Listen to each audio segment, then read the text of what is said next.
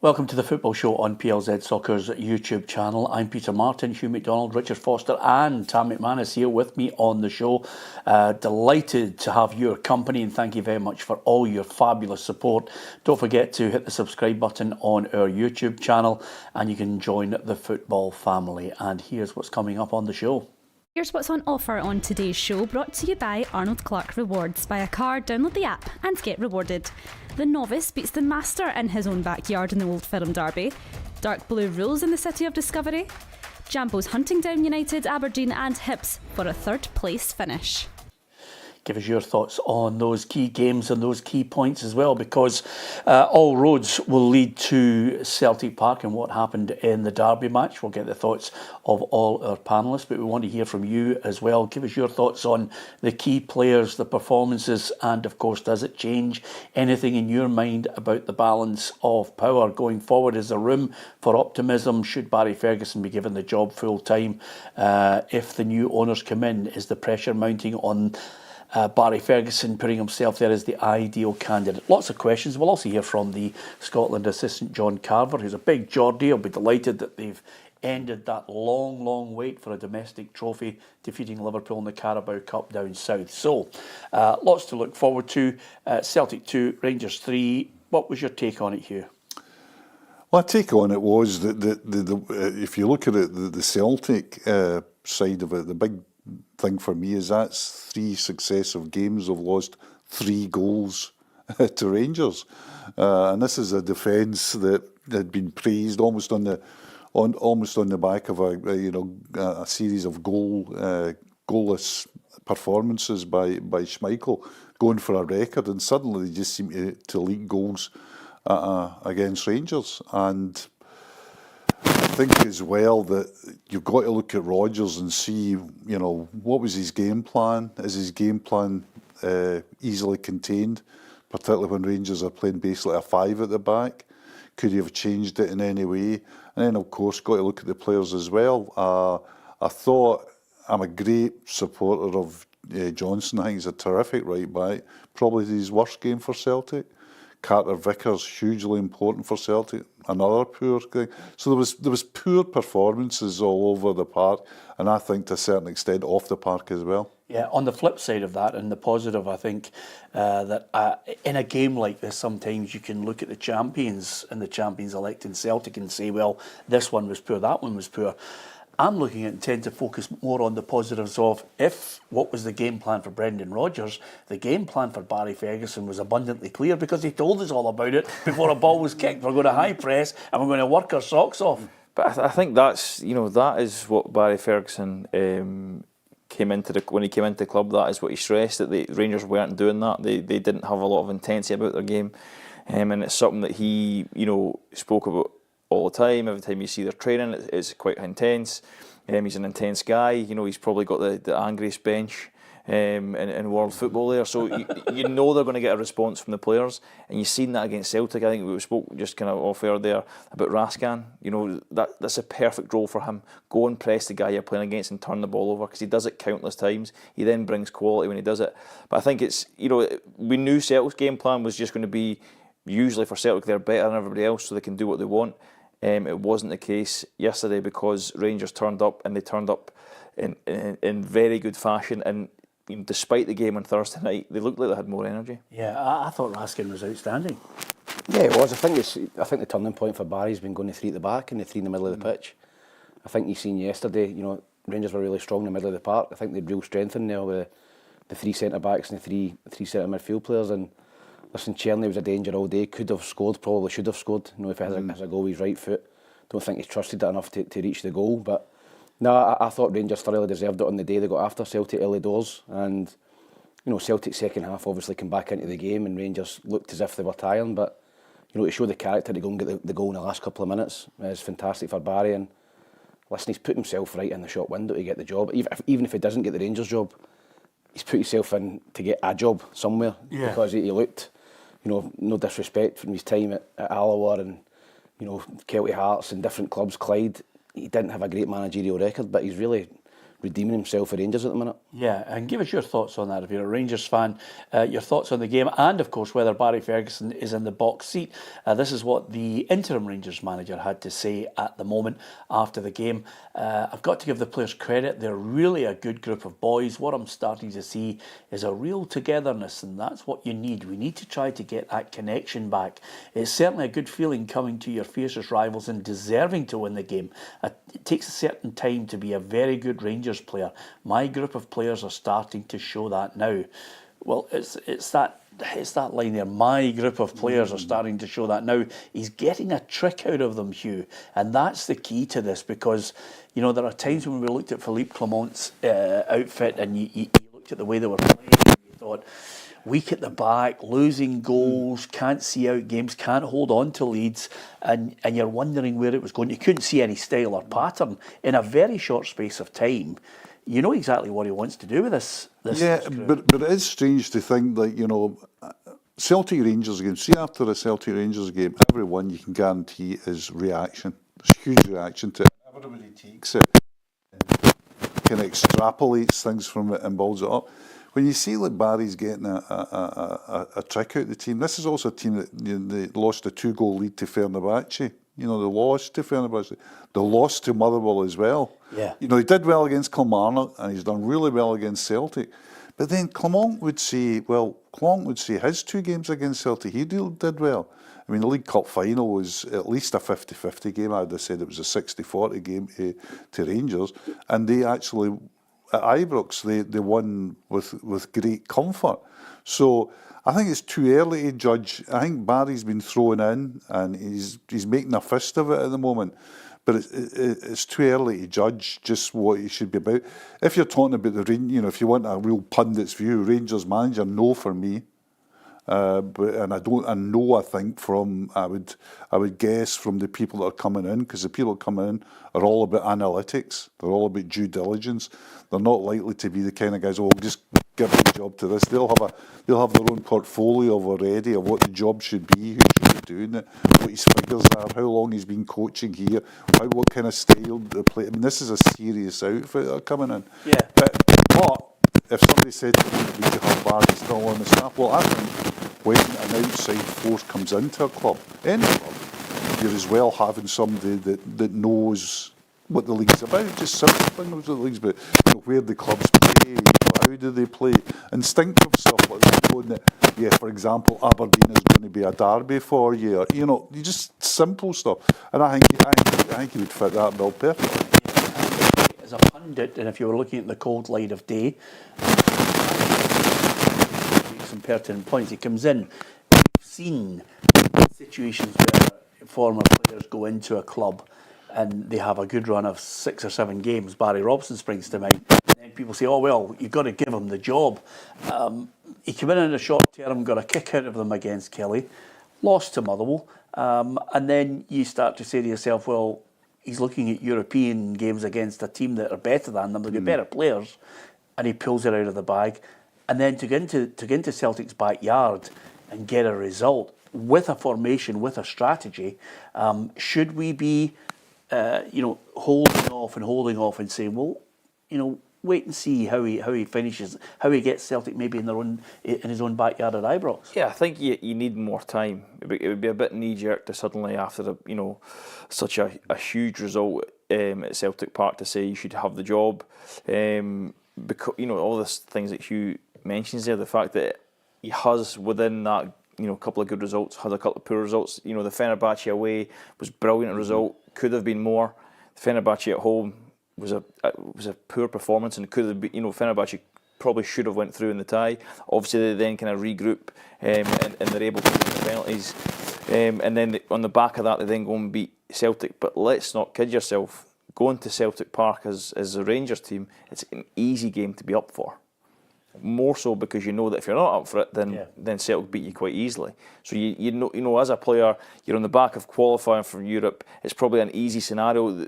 The games, and as we spoke about before, going away to Celtic and having a good shape and pressing from that good shape, going away in Europe, Rangers have been they've been doing that kind of thing all season. Where Rangers struggle is at home against, with all respect, Queen's Park, Motherwell, teams who sit in against them and are, can I say, right, well, come and break us down. Those are the games that that Barry Ferguson will probably be judged on more, because those are the games that they do go a bit flat. The crowd goes a bit flat, and it all becomes a bit, a bit slow.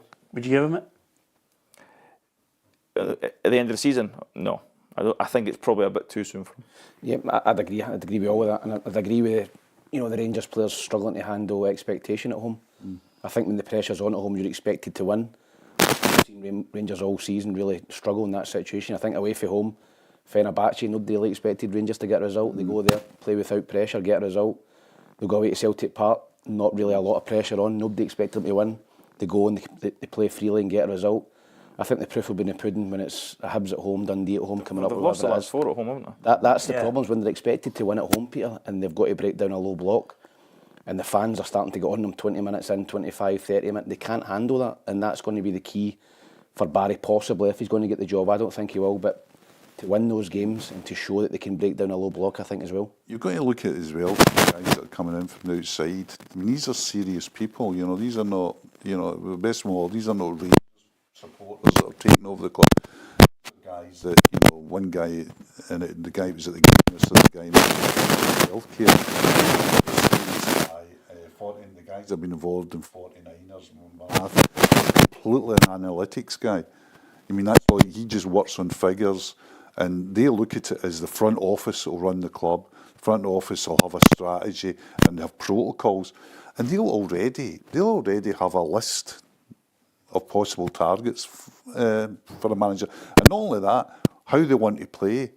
Who's the sporting director going to be? That's going to be crucial, because the sporting director, I think, will be the man at Ibrox, and you get really what you get in a lot of American franchises, the head coach just being the head coach.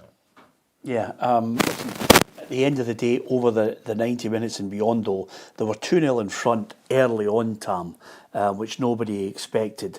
You could tell from is it strange to say, but you could tell from the first 3 or 4 minutes they were absolutely at it, they were on them. Yeah, I thought you could tell. I think Rangers came out the traps early doors. I think Celtic done the reverse of that against Hibs the week before. Hibs came out 3-4 corner kicks in the first 4 or 5 minutes.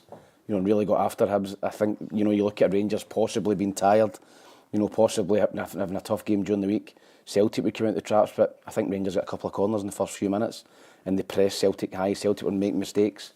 So, listen, at the end of the day, Rangers went and pressed them and got the goals early doors, and that gave them the confidence. But again, I have to stress, I want to see Rangers when they're expected to win at home, when they're expected to go and win, break down low blocks. I think they're playing without pressure at the minute. They can't win the league, they're miles behind. I think they've seen a Celtic team in the first half who were 16 points clear. I think it was a similar at Ibrox early in the season, Peter. Celtic are coasting it, and I don't think there's a lot of pressure on them at the minute. Pressure will come from supporters, obviously losing the last couple of games against Rangers, but I want to see Rangers going and, when the pressure's on, going and winning games.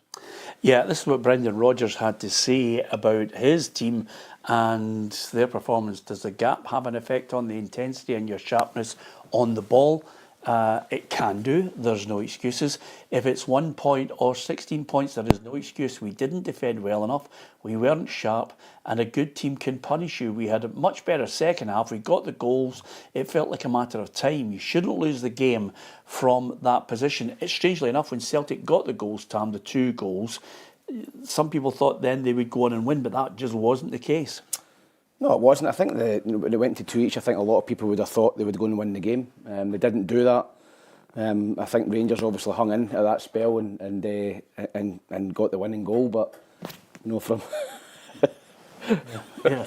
Well, what are you? Can you not concentrate when I'm changing a mic? How much of a dimwit are you, by the way? No, honestly, do you know the funny thing is? See, when he does his own show, if I say something in his ear, he just reads it out as if he's what do you call it, the guy out of Anchorman, yeah. Right? So Ron Burgundy. Shug put me off. Yeah. So you're sitting there, you're saying, Shug's mic's playing up with him. So the wonderful thing about this show today is you'll be able to see Cara's back coming into the shot as she tries to replace his microphone. And with a bit of luck, Shug will start to sound really, really good in a minute. But fortunately, at the moment, Cara was doing the job, and Tam's concentration is that of somebody in P7.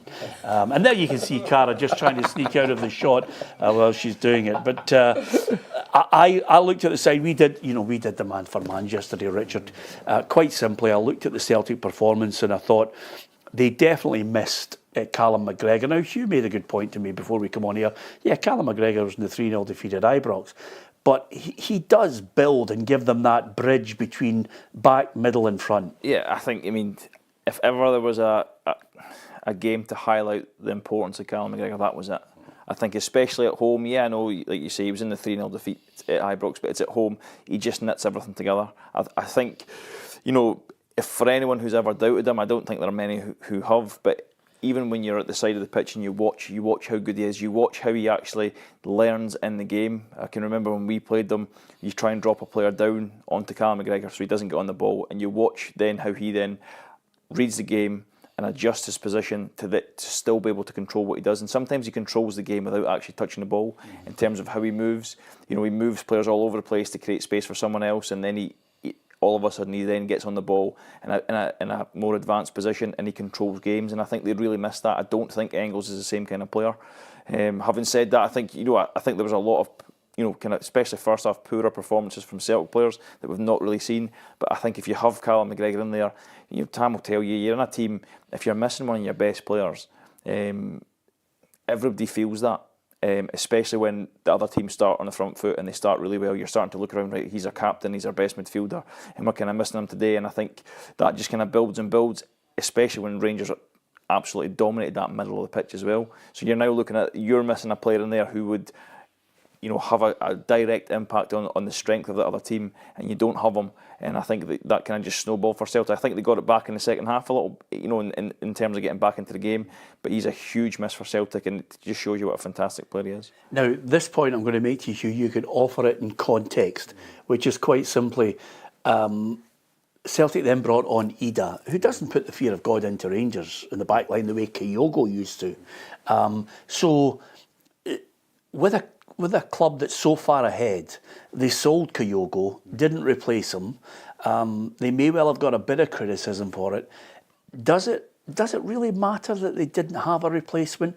Or is that something you should look at in context of the game? Because the bench looked sparse to me. Yeah, I think they got out of jail with the replacement because they had a replacement. We just didn't quite appreciate that Maida would come in and, from the wing. But the problem is bringing Maida in at number 9. You miss some wide.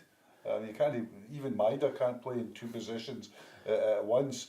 And I think the Kyogo would be a miss. The other thing about Kyogo as well, and the boys will know this better than me because I haven't got experience of it.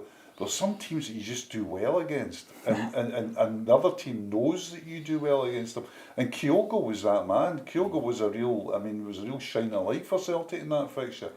But I think the problem just they went well beyond that. I thought as well I watched the game in full this morning before coming in here, sort of like stripped of all the noise and knowing the results, so you could look at it a bit closely. And I think the problems went beyond that for Celtic.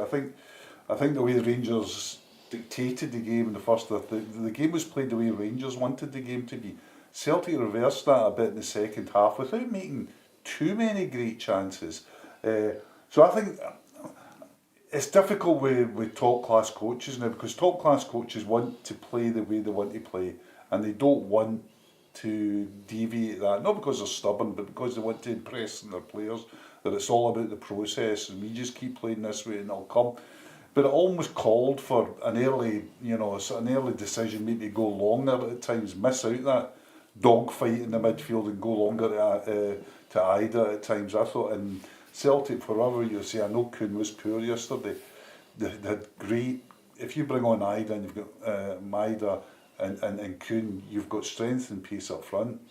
Yeah, listen, I don't want to deflect away from, because I think it's only right and proper that you pay tribute to the team who has won the game. Eagleman took his goal well to win it. Can we read anything into it, Richard? Because I think over the piece, as we've all discussed, Rangers in 3 games have scored 9 goals against Celtic. They've scored 3 goals at Celtic Park, finally ended that hoodoo. Can you read anything into it? Because I've witnessed in Rangers 9 in a row, I watched so many games where Celtic got that token victory that boosted everybody's confidence, but it doesn't really matter. I think that goes back to Tam's point, and it's valid. It's when there's no pressure. Because, Celtic 16 points clear in the league. Yeah, you hear Brendan Rodgers and that shouldn't matter, but we all know that it does. We all know that when the other team's starting a front foot and score early, you're thinking, right, okay, what's this going to be? You're forgetting that in the first half, Butland makes an incredible save as well. I think it's from Hatate, is it? So that that changes that changes the narrative of the game as well. I don't think you can. Until we get to next season and we watch the first Old Firm game when there's no points between the teams and there's nothing in the league table, I don't think you can really read too much into it. It's brilliant for Rangers on the back of getting through in Europe, and that's their hope this season, isn't it? They go deep in deeper in that competition and go and win it possibly. Big ask with the teams left in, but I think winning at Celtic Park, when really there's nothing riding on the game, I don't think we can read too much into it. Brilliant for Barry and his coaching staff in terms of having it on their CV and what that could potentially bring. Maybe not Rangers, but possibly other jobs. But I think you have to have a bit of kind of context and have to kind of stop and take a breath and go, what has it really changed in the outcome of the season in the league? And absolutely nothing. They're not even. If they were still in the Scottish Cup, you go, well, they're probably the only team that can beat Celtic to the treble, to stop them getting the treble. They're not, because they couldn't beat Queen's Park at home. So I think you need to kind of, enjoy the victory, praise the Rangers players because they were excellent on the day, but they don't yet have that consistency to do it over a season. Yeah, I've got to read out some of the messages here. Aurora says, Rangers were fantastic yesterday, but let's be honest, it means nothing. Celtic will win the double and Aberdeen will win the Scottish Cup. There you are. And Ian says, Eagleman is the finest talent I've seen at Ibrox in a long time. Chris says Rangers had no pressure on them yesterday. And we have one here says, no excuses, we had enough power to win the game and their attitude was all wrong. We've been beaten by a Rangers team, the poorest in a long time. Just ask Queen's Park or Motherwell or St Mirren.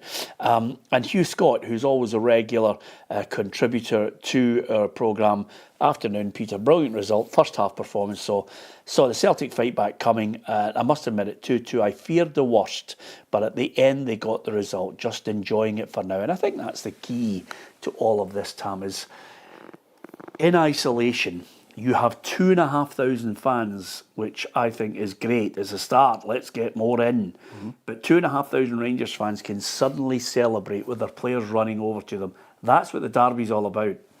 Yeah, and hopefully that's something on the way back to a full allocation. I think it's not the same fixture. I've seen it the last couple of seasons when there's been no away fans. It's just not the same, Peter. It's just silence when you score a goal. Even yesterday when Rangers scored, you could hear it on the TV, you could hear the fans singing, hear them cheering, and that gives you a boost as a player, especially when you go and run to your own supporters when you score a goal. So, no, listen, I think obviously Rangers, I get some of the comments, I again agree with the pressure situation. Rangers had it last season when it was tight. I think Celtic went to Ibrox and won 1-0 when it was in the balance. Those types of games, Celtic will always win for me. Cup finals, we've seen it over the last couple of seasons. Rangers have been in them and lost them. So, whilst if you're a Rangers supporter, you're delighted with the performance yesterday, delighted with the 3-0 win at Ibrox. The big games in the last couple of seasons, Celtic have always turned up and won them. Yeah, of course, there's always got to be a sideshow, a noise up along the way. Some fans unhappy with Czerny. I mean, it's going to be a non-stop meme now. Czerny running across with the water into the fans. I mean, there's not a lot in it, Peter, is there? Not really. I mean, honestly, it will be a meme within the next few days if it's not already. Yeah, I can see a few Celtic fans taking that to heart and saying it could have caused a riot and all that. I just think that's nonsense. Should you have done it? No. Is it a big deal? No. Just get on with it. The other thing that I think is pertinent on this one, and is quite simply that there were some fans who weren't allowed in. Yeah, I've seen that, the Green Brigade. And the Union Bears, they were stopped from coming into the ground, which more often than not, we very rarely kind of a focus on elements of supporters who are not allowed in for various reasons, or the police have, decided to do their job. If you're not going to be searched, if you're not willing to be searched, you can't come in with flares. Yep. They're trying to stamp it out, Tam. I think that's good, Peter. I think that's good. I mean, we've seen in the past, clubs are getting fined, for people bringing flares in and putting banners up that are inappropriate and nothing to do with football. So I've not got a problem with that, Peter. If you're not prepared to get searched to come into a game, you don't get in. And I think the police are well within their rights to go and do that, for safety reasons as well. Yeah, 2,500 is a start, Richard. I'd like to see a lot more. Yeah, I mean, football is about fans. It's about creating the atmosphere. It's about going to your biggest rival with a support behind you that can enjoy the game, especially when you get such a good performance and a victory. And it's just, Tam's right. You can scoring away from home and not hearing you can hear a pin drop in a stadium is just weird. It kind of almost reminds you of the COVID games when there were no supporters in. And I think the fans getting back in is great, and the searching them before they go in so everybody's well behaved and there's nothing, there's no flares, there's no commotion, is only going to add to the call for more fans. Because if the Rangers fans go there and they start throwing flares and they start the smoke bombs, then everybody just goes, well, we're not going to let them back in. So the fact that didn't happen is brilliant. The fact that, and Tam's right, if you're not willing to get searched before you go into a game, and that's the rule that you don't get in, then you don't get in. So hopefully that kind of changes, because these small groups of fans who, with all respect, tend to be the loudest, the most vocal in terms of creating an atmosphere. But if I'm sitting beside them and suddenly a smoke bomb goes off and you can't breathe, you can't see the game for 5 minutes, that's not an enjoyable experience, and they've paid their money just the same. So it's about the bigger picture and the fans as a whole, as opposed to just one little group. That's just something about pressure. See, like, you played for a lot of clubs, but you also played for Rangers. Did you? Are they not including them as a club? It's a separate entity. Was it different? Was it, when you talk about, playing for Rangers, was it, and how did you feel, and how did you react to that pressure? How did you go? Some would say not very well. No, I think it's definitely a different pressure. You then get a point where you have to win every single game. You have to play well in every single game. There's an expectation that you play well. You play a pass to someone's feet instead of 2 yards in front of them, and there's a collective groan.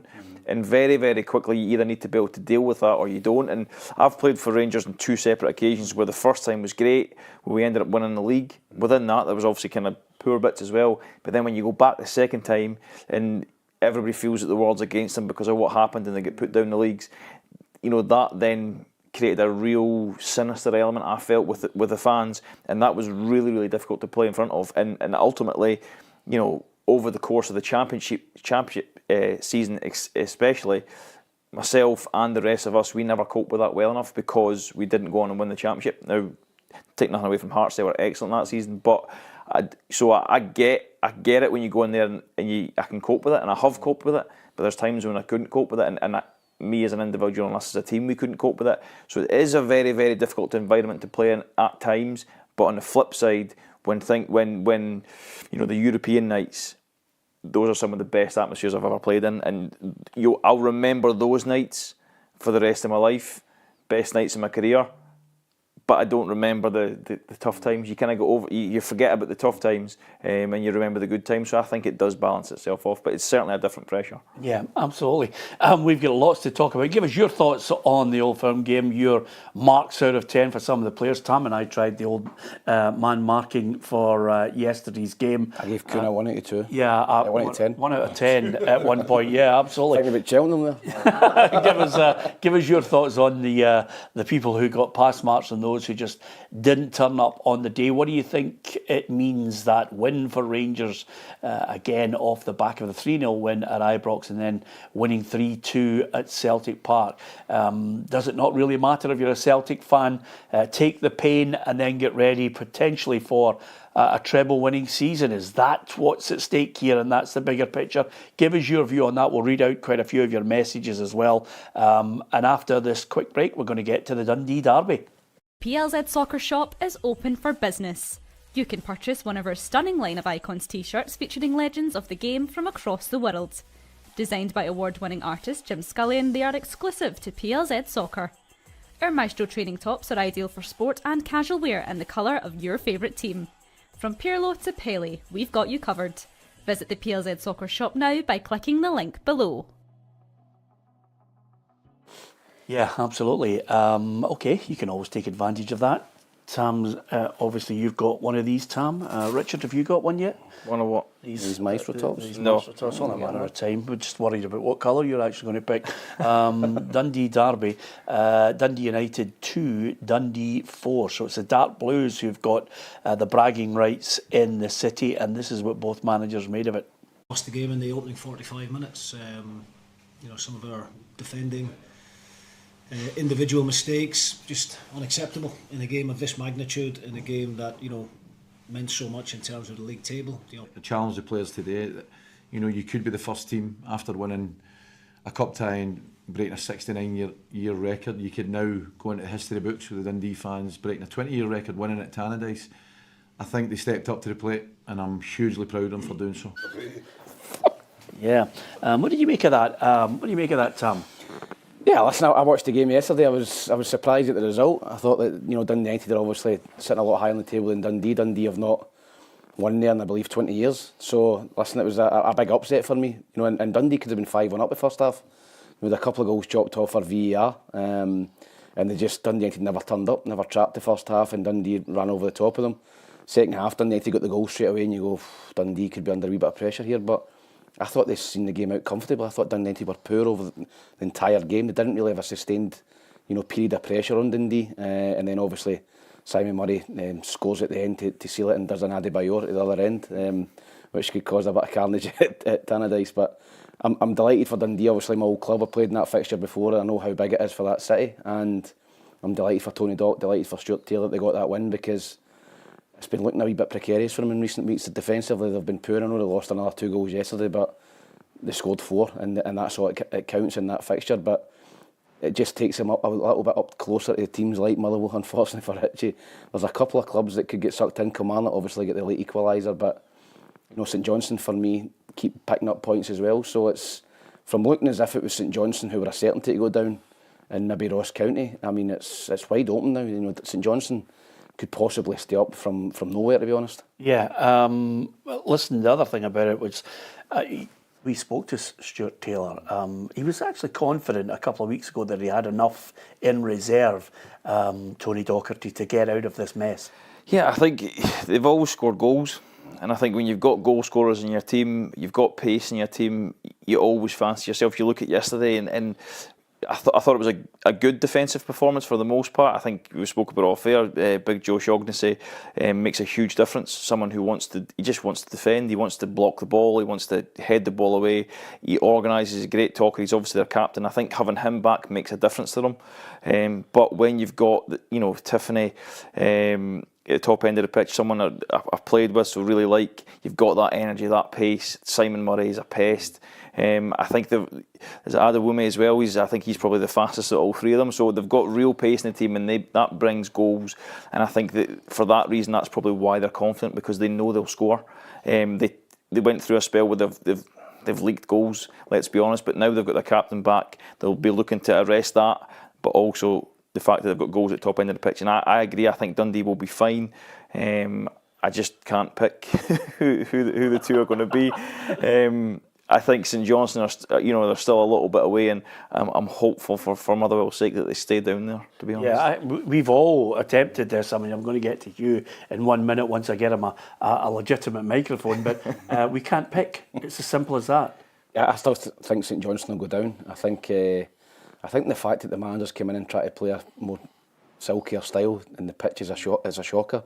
I don't think they're going to be able to play like that. So I don't know if he's going to park his tactics and his way of playing just to try and stay up in the relegation scrap. So if he does that, they've got a chance to try and keep playing football on that pitch. Then they're going to struggle. But I think St Johnstone will still go down. And I watched Hibs against Kilmarnock. Kilmarnock were poor at the weekend. They were lucky to get a point, and they're the big surprise for me. Obviously, last season getting into Europe, and Kilmarnock's the one for me that I think could possibly win that bottom 2 as well. Yeah, absolutely. I don't know why they're whispering and coming in. It's a live show, let's come in, because Hugh needs to be heard, because the public absolutely demand that Hugh should be heard. So welcome to Cara, welcome to, you can tell it's a live show, welcome to Kerry, because Hugh was being left out there, and the amount of people are saying, Hugh's mic's not working. I'm thinking, I know, we need the legend It's a blessing that we're listening. People actually texting and saying, thank God he's mixed up. Yes, so of course the other thing about it is it takes time and a course normally to put a plug in. There's Kerry, and there's your. That's definitely got to be working now, is it? Let's be honest, if Hey, this mic doesn't work, we're in real bother. By the way, can I just say something? I just want to thank Cara and Kerry for their appearance on today's show. And look at Cara wondering, can I run across? Yes, you can. Yep. There you are. Hugh, are you with us? Oh, no. Yeah, I think so. Yeah. I think so. I hope that... Appeals fee for they too. Yeah, a little bit closer to your mouth, Hugh, and we'll hear those valued words. I think so. I think this is it? I hope this is working. Yeah, There you are. You happy with that now, Tam? Hugh, I'm so delighted you're back with us. the good on Tam for doing the monologues for the last... That's the longest he's actually spoken. I thought he was going to do it. Was like George. I mean, the guy tells the story about the all going into the water, the HMS Missouri. Just sitting there. Indianapolis. Great. Well done, Richard. That's why you're back with us. Well done. Fantastic. Aye, the Indianapolis. So who's that? Quint? Was that the guy's name? Quint. Was it in Jaws? In Jaws, he was Yeah. Quint, the guy. Anyway, I agreed with Tam's summation of the Dundee derby, which is a smashing game. Going down is really interesting because I just presumed St Johnstone, even a few weeks ago, There's 10 points adrift at one point. I thought they were done and dusted. But now if you look at it, they've come back. I watched them against Hamilton in the Scottish Cup. I went up to that game and I was really impressed by the way they went about it that day. You know, passing game. The boy in the middle, the 26-year-old they got from Sweden's a good player, Svedberg. But have they enough to stay up front, to stay... See the things when you look at the teams round about them. Richard made a great point about goals. And it's goals is important in any team. But see down there, if you've got somebody like Simon Murray, you're going to yourself, we've got a chance here. Yeah. You've got a chance. He's maybe been one of the most important signings. See what he's done with Adeyemi, his pace as well, what he's done for Dundee this season. I know they've been up and down, but he's been central to any success I've had. Just a little footnote on this, and obviously Richard's commented on, fans who... if they're not willing to be searched and they've got stuff that they shouldn't be bringing into grounds, I don't know anybody in their right mind, Hugh, that would want to hit a player with a vape or any other object. But clearly, Simon Murray could have had a serious incident there. It's something that's crept back in the game. I'm old enough to go to games when it was like Agincourt. You looked up and the sun was blotted out with Lanlick bottles coming over your head. It was, it was incredible. And for a period in football, it disappeared, that culture of throwing things on the path. But it seems to have come back again. And it seems, people getting injured with flying objects. I mean, if you're throwing a pound coin at somebody, it can do a bit of damage as well. Yeah. We've seen that as well. Yeah, that's just a criminal offence. So that's something that's just got to be dealt with the police criminally. People charged, arrested, and sent to court for it. Yeah, I agree with you. Luckily, he wasn't injured, but it could have been something nasty.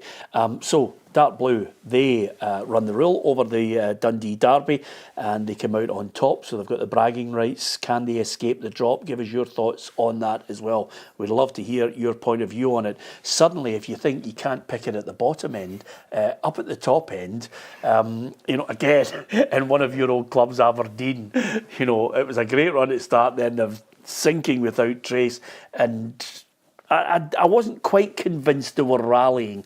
And then I looked at one point in November, Richard, Hibs and Hearts were bottom of the table. Now look at Hearts, 2-0, and they've got Dundee United, Aberdeen and Hibs in their sights. Yeah, it's remarkable from the two of them in terms of where they were to where they are now. Hibs obviously more consistently and over a longer period. Is it 14 games unbeaten or something? 15 they were. 15. Celtic. Before Celtic, yeah. So it was an incredible run that we're on, and Hearts as well. I think Hearts have kind of almost went under the radar because Hibs have been better of the two. But yeah, you're looking at now in both teams pushing for that third spot after both teams being bottom and second bottom or down the bottom of the league is truly remarkable. But again, you've got to give full credit to the management team of both clubs. I mean, David Gray's first job, he's got Liam Craig in beside him, so relatively inexperienced, but what a fantastic job the two of them are doing. And I think it's just the relationship they have with the players. The players really seem to buy into what Hibs are trying to do. You know, I don't think they complicate the game. I think it's very, very simple. They get the ball forward to their better players to go and attack teams, and I think it's really worked for them. With Hearts being slightly different, it's been a bit more of a slow burn. But I think, and again, I played with him, worked with him at Motherwell. Blair Spittle's been a huge signing for Hearts, along with James Penrice at left back. But probably the standout for me is Benny Beningame. I think he's been absolutely fantastic in the middle of the pitch. Spitz speaks really, really highly of him. And I think he's a player he's able to drag games by the scruff of the neck and get Hearts up to a level. And, probably like you say, 2-3 months ago, Hearts at home to Ross County, thinking that's going to be an iffy result, but now I fully expected Hearts to win that game, and I think they were quite comfortable in the end. Here's both managers. So it's been a good day all round. Sunshine was out, fantastic pitch, and we scored 2 goals, kept a clean sheet, and the results have gone for us. So we're in a good place. No, I'm not saying that I don't look at the table. I'm just saying the focus is not the top 6. My focus is just to get as many points as we can to see where it takes us when we get to the split, because we could win every game going into the split and we're still in the bottom 6. So that's what I mean. It's not at the forefront of my mind. Yeah, and if Richard highlights all the players that are coming to the boil, Beningame looking good, Penrice, and you're saying yourself Blair Spittle. In contrast, I think Kelly have suffered badly without Vassell.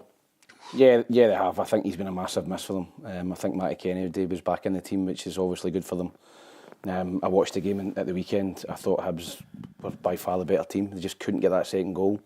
And Kilmarnock have mugged them a game. They've done it earlier in the season. I think they got a last-minute penalty for a 1-each draw down at Rugby Park as well. Hibs were in full control for most of the game. Kilmarnock started throwing a few bodies forward. They got a set piece, it broke to them, and wee boy Murray put it in. So disappointing from a Hibs point of view, but I was really disappointed in Kilmarnock's performance. I think at home you'd expect more from them, and they look as if they could be the one that drops into that second bottom area. And as I said earlier, I think that's been a surprise for me, because we all know how good a manager Derek McInnes is. He suffered a little bit from injuries. They got off to a poor start as well because of probably, I think, in Europe, a few games at the start. But I'm watching them and I'm thinking they need Vassell back quickly, or else they're going to be in trouble at the bottom. Yeah, both managers not too happy. The team wasn't quite right, and obviously we've worked on a plan this week to try and find ways. When you play against teams who are better than you, and Hibs are better than us, they've got better players. The league table shows that. You've got to try and find different ways of winning, but it clearly wasn't what we envisaged in terms of the performance. It's just something that happens in football. I think you can never think that you're over the line. I think that's something, if you look at the goal we lose, it's a poor goal. We give away a silly foul at the edge on the halfway line, which was needless, and then from there they get the long throw. So they're going to have moments in the game and force you to defend within the game. I thought we dealt with that really well, but in that moment we had to defend it better, and we paid the price for it. Yeah, so not happy with it. They were 1-0 up, and then suddenly they lose 2 points. And again, when you think of the implications of what was happening over the weekend, that'll be a painful one for David Gray. It will be a painful one for David Gray, but it was one he can take, because they've been on a really good run. I know they went to the Scottish Cup, and I was at that Scottish Cup game, and Celtic just dominated that game, as you would expect. But he'll look, David Gray, nobody relaxes at this point, but he can give himself a wee bit of stretch at the moment and say, well, the pressure's off. Okay, that was 2 points dropped. The old phrase, we go again, because we're in really good position considering what we were in at one time when there was people calling from his head. The most interesting thing I thought from putting my journalist's head from that press conference is McInnes saying Hibs are better than us. Yeah, I thought that was startling. That moment, if you're a journalist, you say, that'll do me, and you stop the tape and you sneak out the back and start writing. It's relatively obvious though. I mean, he references the league table. Yeah. And Hibs are higher up in the league, have won more games, score more goals. So Hibs are a better team at the moment. I know it's stating the obvious, but from our point of view, you very rarely get a manager who says that. I mean, if you can imagine, for example, Barry Ferguson at the weekends coming out and saying after the game, it was a great result for us because Celtic are better than us, much better team than us. The world would stop in its axis. It's not so much, it's the actual saying of it rather than the obvious truth of it. And is that a tip if I go into management? Lie. Well, not lie, it's be economical with the truth. Okay. And by the way, that's coming in the next part of your budget, Lars. You just haven't had it yet. Phil and I will take you for the seminar. It was like, it's funny because the last incumbent of the job at Ibrox, Clement, was absolutely brilliant for the press. But at no time did somebody say to him, listen, Phil, you shouldn't really be saying that. And he was saying things like, after one defeat at Celtic, game, 38 shots on target, you go, Yes. Do not mention shots on target when you've just been beaten at Queen's Park. Do not mention shots on target when you've been 3-0 at Celtic. Even though all true, it's just but I thought it was strange for Derek saying that, Yeah, it was very unusual. I mean, that clip there, as soon as he says it, you think, quick, get in there and stop him. Listen, the truth is, as you rightly point out, they're at the bottom end. How they're going to get out of it, we don't know. Derek's going to have to find that winning formula. Just on that point, can you give me your thoughts, guys, on, although we're finding it very difficult, and I'm sticking to St Johnstone, I'm probably going to get it wrong on Ross County, but can you see the Championship sides, 2, 3 and 4, any of them dislodge the second bottom of the Premiership? As much as I'd like Thistle to come up, obviously I know Brian well, I've got an affinity with the club having been there. I like, and now that I'm off on a Saturday, I often go to Firhill if they've got a home game. As much as I'd like to say the Championship team would come up, I still think the Premiership teams are too strong. I think that, we've seen it last year. I think it was St Johnstone kind of just dismantled the challenge pretty comfortably. I know it's that kind of dynamic, isn't it, where you've been losing most of the season and against a team who've been winning most of the season, but I just don't think the quality is there in the Championship. I think whoever finishes in the playoff will remain in the league.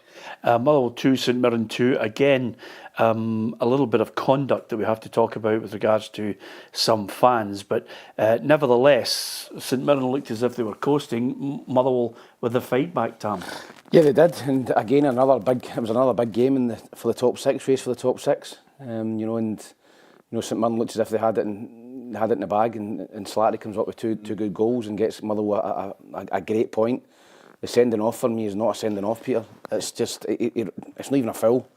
He bumps into him. He bumps into him, and another really, really poor decision, which Willie Collum are going to have to come out and apologise for in a couple of weeks, which he seems to be doing all the time now. But for St Mirren, Stephen Robinson must be pulling his hair out. And I think there was 13 or 14 minutes added on. There was a long time for... I think it was a Boyd Barnes. For obviously Motherwell to go and get the winner, and St Mirren hung on for the point at the end. But yeah, just another poor... And St Mirren seem to be in the... I know a lot of clubs are getting done at the minute, but St Mirren seem to be in the wrong end every week. Yeah. Hugh, if a player's going off the park, or a player's injured, or there's a player coming off, sometimes you can get a bit of barracking from the stands. But some of the comments, Motherwell haven't actually shrouded themselves in glory over the last couple of weeks. Aye, the comments are just beyond the pale, but it seems to be becoming almost like that's the way the fans will react. I mean, Millwall game at Crystal Palace when the guy was when the Millwall supporters were saying what could only be described as a vile thing about the guy lying getting a treatment. Ear hanging off. Aye, yeah. And I think there's a culture now as to how far can we go, and then we can go a wee bit further. Yeah, some of the chants are just like vile. But for Stephen Robinson, a former Motherwell manager, to come out and he was openly critical of the Motherwell fans. And we'll come back to that. We'll come back to that clip in a minute. But he was not happy with some of the conduct of them. Yeah, I think it's just not. You can tell you can tell when players are at it, you know, when they're kind of either fearing a bit of injury to try and buy a foul, whatever it is, or they're trying to do it to wind up opposition fans. But when a guy's lying on the floor getting treatment from several people at the same time, there's a clear worry. I think he was in a neck brace. Yeah. You know what I mean? Yeah. That's not a player fearing injury. That's a serious injury. And looking down on it, you don't know the severity of the injury. You don't know what the implications are going to be. And to, you know, say some of the things that were said is not great. But then you go back all the way back to how you can't police that as a football. How can Motherwell police that as a football club? Because you're right, these people come in that it's like, well, he said that, right? I'm going to go one better. I'm going to say something even worse than what he said, and it just builds and it snowballs, and there's no repercussions for fans. So it's not nice to hear. It's not nice that an opposing manager at Motherwell's had to hear that about one of his players, especially when the injury was so serious. And it's just something that you would hope will just go away from the game, but I don't see it because, like I say, there are no repercussions for fan behaviour now. Here's Stephen Robinson. Yeah, he's got concussion, massive mark all over his face. But hopefully it's only just concussion, and you know we've got that 2-week protocol to get over it. So fingers crossed, he's okay. There was a lot of bodies around it, to be fair, so it was hard to see actually what happened. Some of the remarks from behind me I find absolutely incredible. Somebody's son's down on the ground in a neck brace, and some of the comments I find incredible. Yeah, listen, society's ills used in the platform of football, something that we don't like to see. But I think he was biting his tongue and holding back from what he really wanted to say there and being critical of them. One guy actually sent us a message in on our final game to talk about. He said, I'm from Leeds, he says, and I was in Scotland, I was going to go and watch a match, he said, and I don't think I'll ever go back and watch football in Scotland again. St Johnstone 0, Aberdeen 0, Hugh, probably one of the worst games ever. In fact, the fact that Cara was able to even get 30 seconds of a match report out on it is amazing. We've all been there. We've all been there, sitting looking at your notes and suddenly realise there's a blank sheet of paper in front of you. Yep, although when you look at it, Valakari won't be too worried about that. He'll say, well, that's a point to the good because we're one step onto the road to recovery. He would obviously have prayed and hoped for 3 points, but you'll take one at this stage of the season. Yeah, absolutely. Here's Valakari and Tallinn. Huge effort from our boys, you know. So we looked and we felt it. Everyone, I think you guys felt it as well. You know, we defended very solidly. It was very strong performance. Team defending. It was not like, you know, we were out of the breath like we were a little bit, you know, Monday night. You know, now we were much more solid and, you know, pleased with that. And again, we could not create enough today to win the match. So let's make sure we're not going to lose the match, and we did that today, and we take this 1 point. Yeah, I think both teams defend well. It was two teams who fight for the 3 points, so we get quite close game. We tried, but today we didn't have the quality enough to break through or create that big chance. But it's also because they defend well. But we tried to push, tried to create more crossing situations. And in this moment, when maybe the team didn't find the rhythm in the attacking last third, someone need to get the quality to step forward, but it's not always easy. Well, Kenny, who lives in Los Angeles, says Dons fans have been so patient. Jimmy, you've had enough time. That was a poor second half. Now, when Kenny, who's a Dons fan, starts saying that, you know, the alarm bells are ringing, there's something about Aberdeen, I just can't put my finger on it, that even in the bad run, I'm looking at them and I'm thinking, I don't know where they're going at the moment. I would never have picked them in the last 3 or 4 games when everybody thought they were coming back. It's a strange season. I think if you know, a new manager coming in, if they were where they are now, having had a season where it's been, you know, win a couple, draw a couple, lose a couple, I think you'd have been kind of, you know, relatively good season. You know, new guy coming in, brought in a lot of new players, spent a fair bit of money, to be fair. You'd kind of be relatively okay with the season. I think on the back of was it 13 games, or the one, however many it was to start with, and then the dramatic fall, I think that's what then starts to grumble. But to be fair to them, yeah, they've maybe not come thundering back. They've not done what Hibs have done, or certainly Hearts, as we spoke about earlier. But they've managed to win games and pick up points. And you're going away from home on a poor pitch against a team fighting for their lives, and you get a point. St Johnstone's always been a tough place to go to. Yes, Aberdeen fans will expect to win that game, but as I think it was Valakari said there, the mantra in football is if you're not going to win the game, don't lose it. And both teams there get away with a point, which was a poor game. And you know what? Sometimes you just get these. I think Aberdeen will be okay. I think Aberdeen will finish in the top 6. I don't think they've blown anyone away this season, but I think they've done enough. I think he's got enough out of certain signings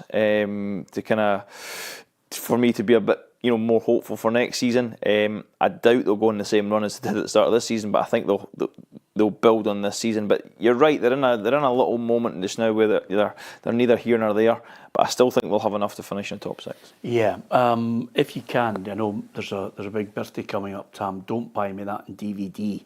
I don't want that game. I think that'll be. I watched the highlights, and honestly, I'm surprised they even got highlights from it. I've seen it this morning on the SPFL's channel.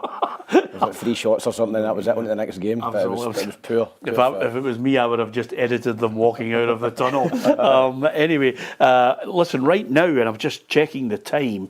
Right now, there are still some people just deciding I've got the hair of the dog, but I'm just going to crash on because I haven't been to bed. I'm in Newcastle. I'm absolutely completely bladdered. I mean, if ever, I love Liverpool, but if ever there's a club that you want to win, and end that 70-year wait, it's Newcastle. Yeah, I thoroughly deserved it as well. They looked as if they were the team that were hungry to win it. I think that Liverpool in recent weeks not looked quite the same. I think obviously the results against PSG going out of Europe, losing to Plymouth, they were on a quadruple at one point. That's fell apart. Listen, they win the league, they're 12 points clear. I don't see them blowing that, but yeah, they were poor yesterday by the last 5 minutes when they got the goal and put a little bit of pressure on Newcastle. But delighted for Newcastle, delighted for their fans.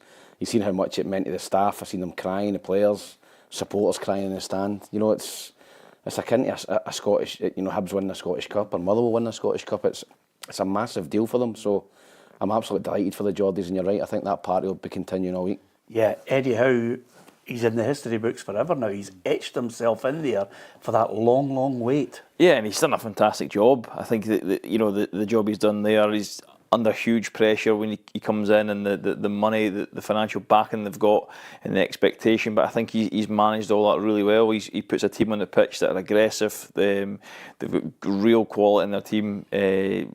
It's never an easy place to go to. I think teams won't enjoy going there; they'll struggle. And it's football's about winning things. As players, you want to win things. As managers, you want to win things. And like you say, nobody can take that away from this group of players and management team. Now they've won this cup, and you don't know how long it'll be before Newcastle win something else, so it's a fantastic result for them. Yeah, absolutely. I mean, by the way, there's been a few good managers. I think it's Sir Bobby Robson who, Kevin Keegan at one point, you thought he was going to deliver it. Kenny was there. But I'm talking about the ones that really came close. I watched the stands yesterday, Hugh, and you could see young boys of 6 and 7 years of age in their Newcastle top going to a cup final thinking, this is brilliant.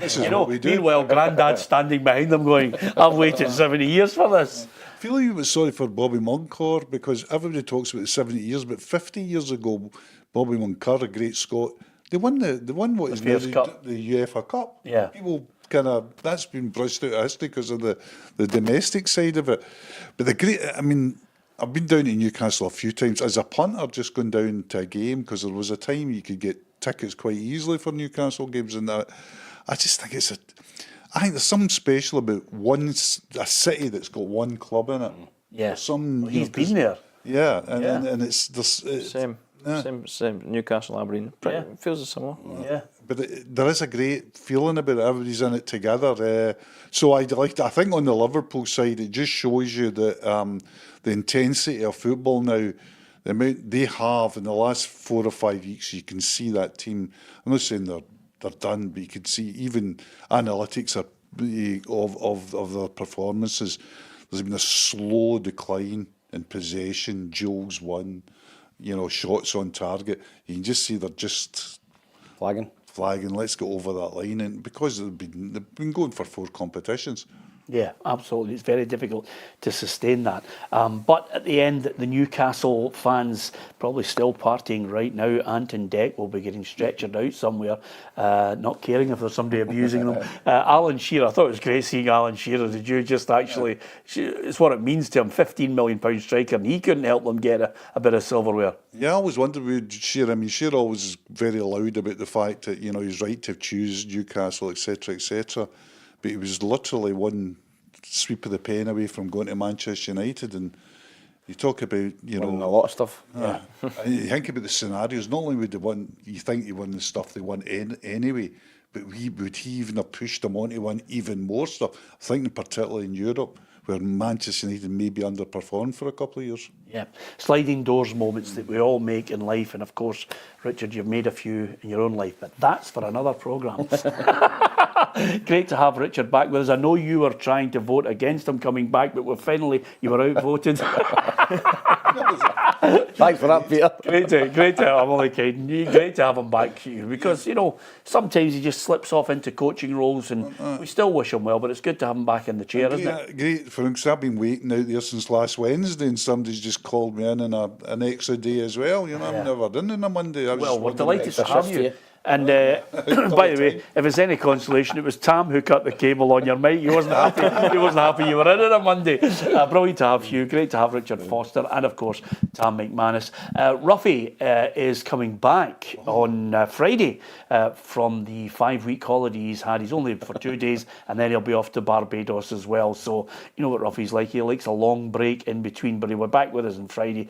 Don't forget to hit the subscribe button, and thank you for listening and watching.